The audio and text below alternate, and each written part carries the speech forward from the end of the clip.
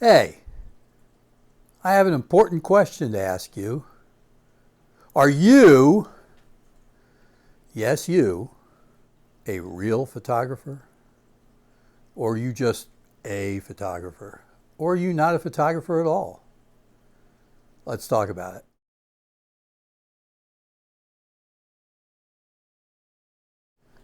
Hey, welcome to another video. This has kind of been banging around in my head for a while now. I don't lose sleep over it, but it is something that I think about from time to time. I've mentioned a few times in my videos that in the past 8 months to a year, I joined a local art league. And they're mostly painters, sketchers, drawers, whatever. They're not photographers. There's only 2 or 3 of us photographers in the group. And I mentioned even, I don't know whether it was my last video or not, about how, not all, but some of the artistes, the painters over there, don't consider photographers artists. So I thought I'd turn the table on some of them. And I've been asking, just off the cuff, I didn't tell them, I told one that I was going to make this video, and that was the reason why I was asking her. But I was been asking them, what is an artist? Define an artist for me. And they can't. One said, well, it's someone who creates. And I said, well, if my grandson or even me, I doodle on a piece of paper, make a little doodle, does that make me an artist? And she thought about it for a minute and said, well, no. I said, but I created something. My grandson, he doodled. He created something. Is he an artist? Well, he could be somewhere in the future, maybe, if he got better. How do you know that doodle wasn't good? How do you know my doodle wasn't good? If it was good, am I an artist? Well, she couldn't answer the question. I asked another one, a fellow who I respect as a very good painter. He's self-taught. He only started a few years ago. He's come a long way, and he is one heck of a painter. Very good at what he does. And I asked him, I said, are you an artist? And he said, yeah, I think I'm trying to become one. I said, how do you know you're going to, or when do you know you've become an artist? And he just kind of, well, I think I would just know. And I said, okay, so it's an internal feeling? Maybe. Well, what's the difference? I mean, what is it you do that maybe some of these other people in here don't do? And he said, well, I don't know for sure, but I think that I probably do more homework. What does that mean? Well, I research other famous painters. I don't try to copy them per se, but I study the way they paint, and at times, yes, I have tried to copy them in my practice, in practicing and in my learning. And I think that helps me get better. And then I do a few in that style. And then I move on to another one. I said, okay, do you study light, composition? Oh, of course. Okay. But you don't consider yourself an artist. He said, well, I kind of do, but I'm still learning. I'm still working at it. Fair enough. I thought those were pretty good answers.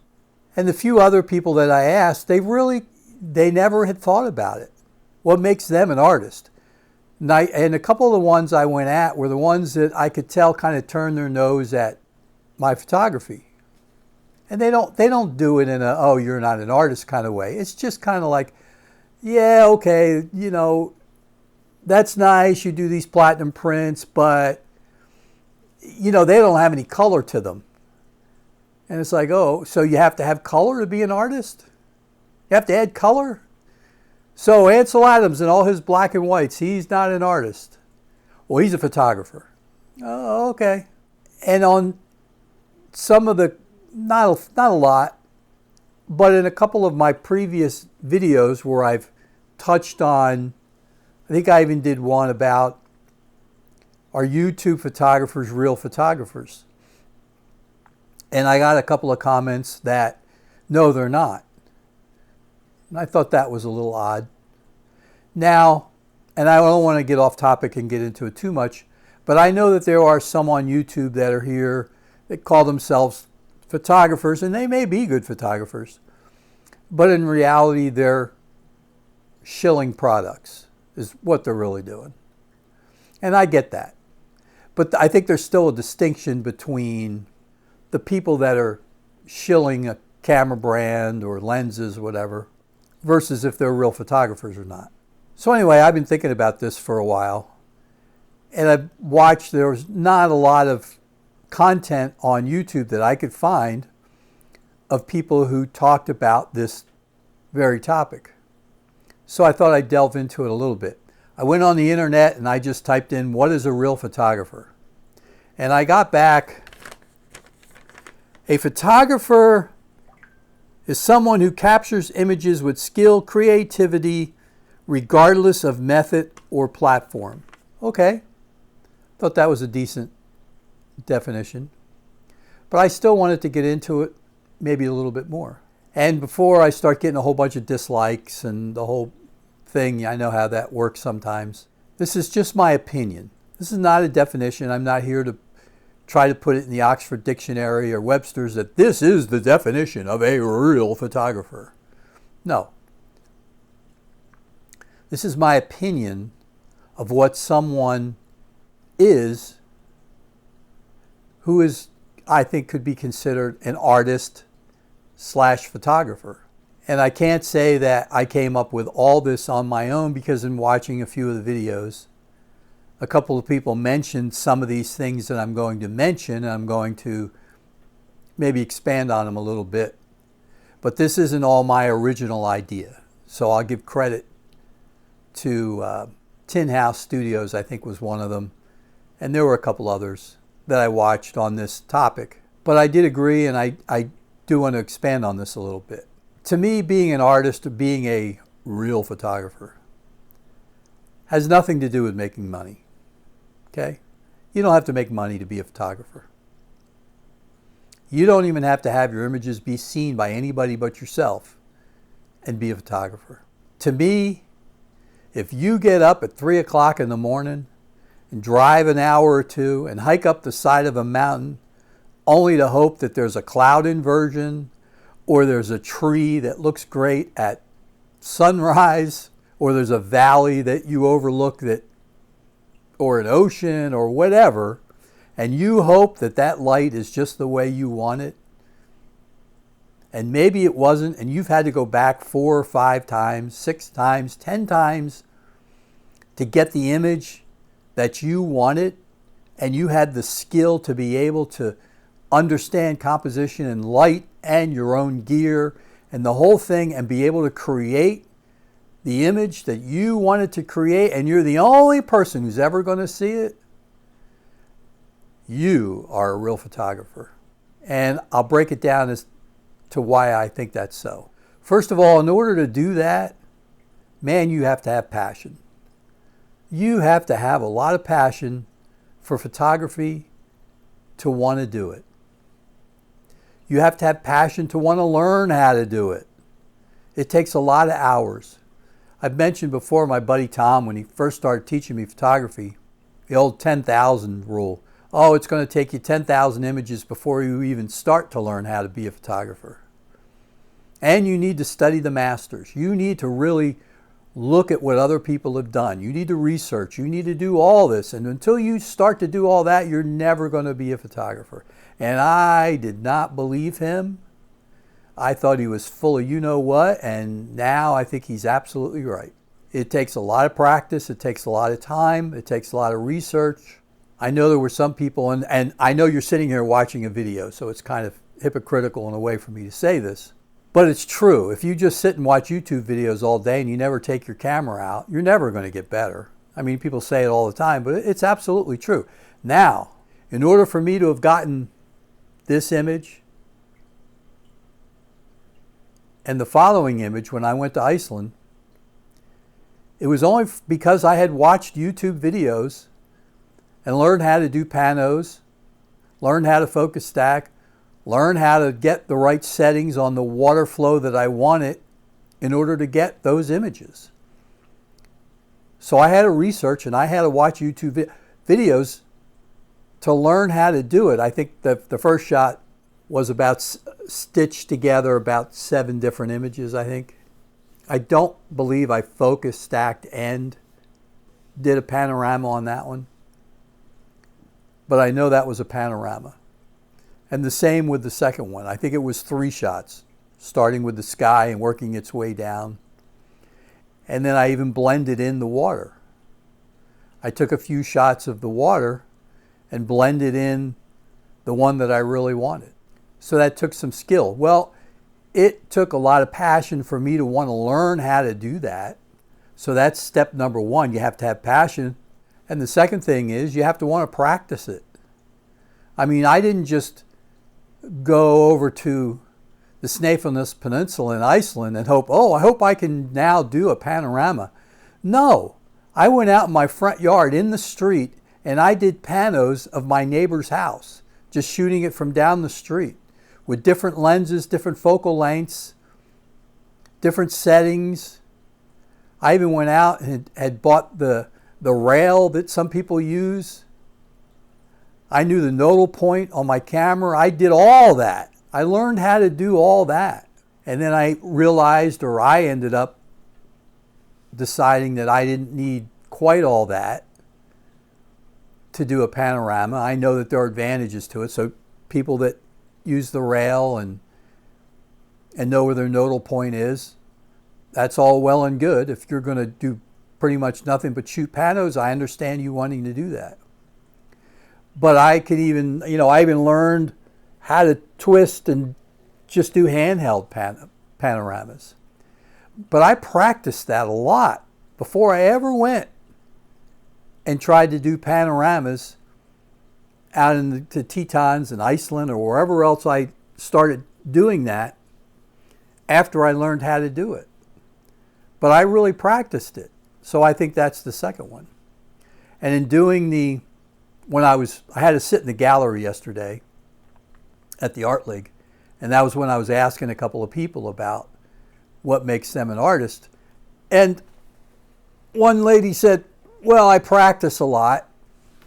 Can I practice on you? Can I do your portrait? Yeah, she let me take her portrait with my camera one time, so I figured I owed her one. And this is what she came up with.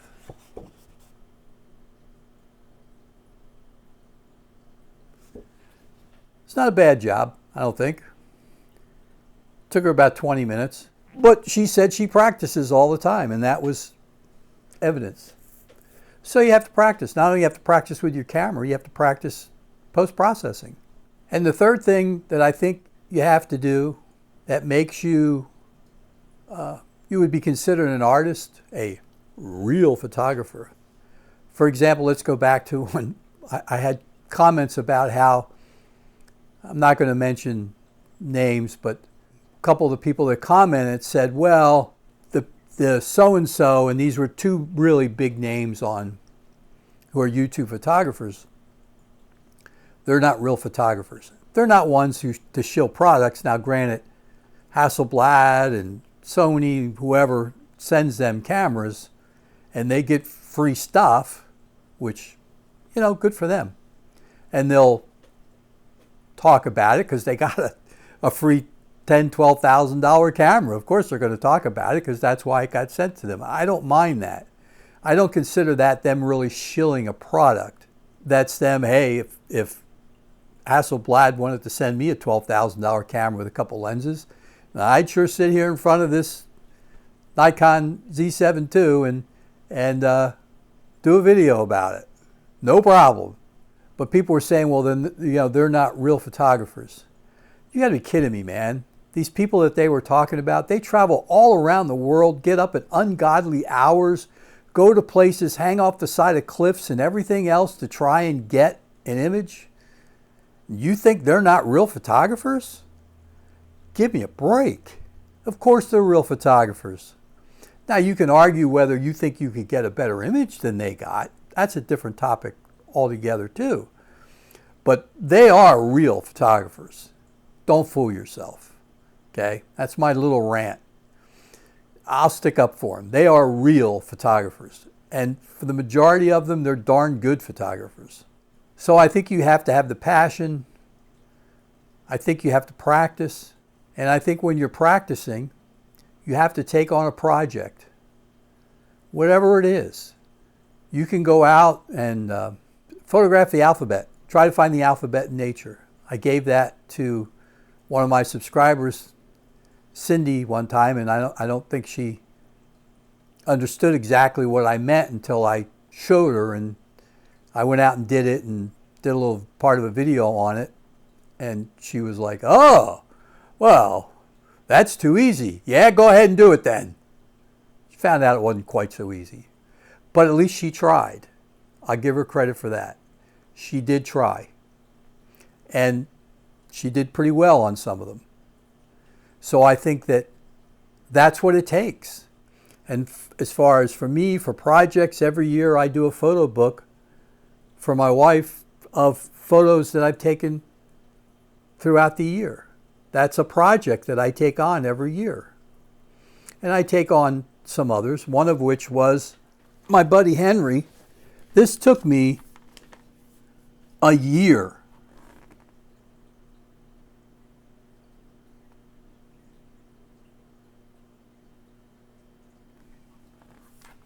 It took me a year to get that image. I had to follow Henry around almost every morning for a year until I was happy to get that image. And I also had to learn how to print it in platinum. That's a platinum print. That's one of the ones that there were one or two people in the gallery when they looked at it, they went, whoa, that is good.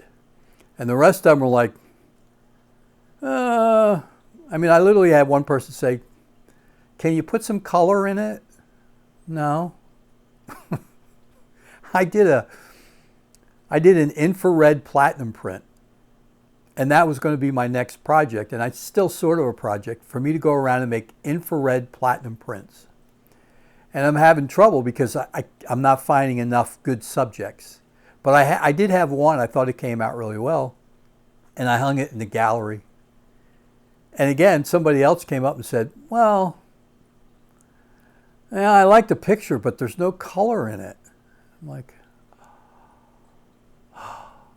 do you know how creative you have to be to think about doing an infrared image, converting it to black and white, then making it into a platinum? Seriously? Seriously? It's been bugging me a little bit, and I wanted to make this video, and I don't want it to go on.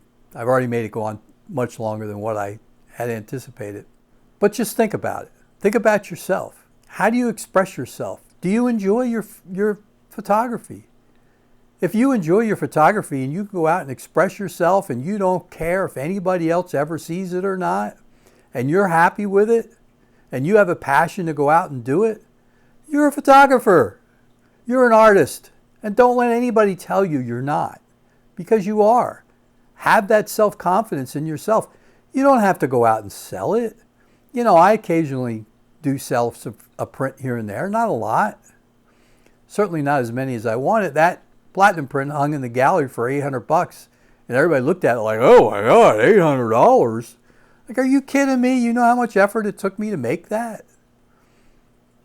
You know, and how much it cost to make it, between the platinum, the palladium, the negative, the paper, the frame, the whole thing, the paper. Just give me a break. I got to give commission to the gallery. Not complaining, but I'm just saying in the end, I'm not making a lot of money on that if it sold for $800.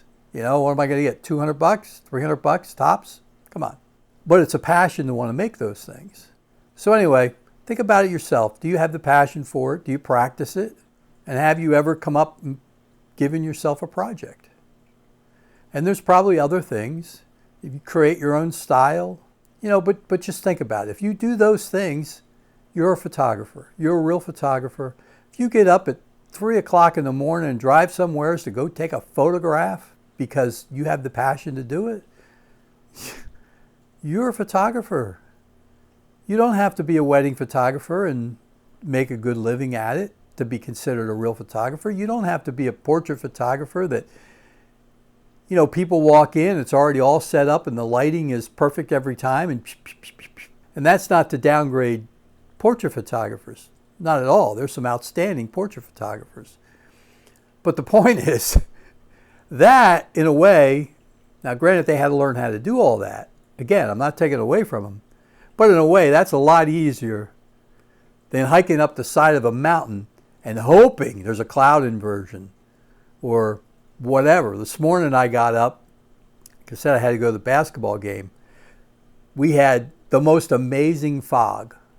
And I wanted so bad to tell my wife, I'm not going to basketball. I'll go later. I'll go to the second game because I have 2 grandkids. One's actually starting in 30 minutes, which I should be going to. But the fog was incredible and I wanted so bad to go, but I couldn't. All right. So anyway, I just wanted to get that off my chest. You take care of yourself. Until next time, I'll see you soon. Bye for now.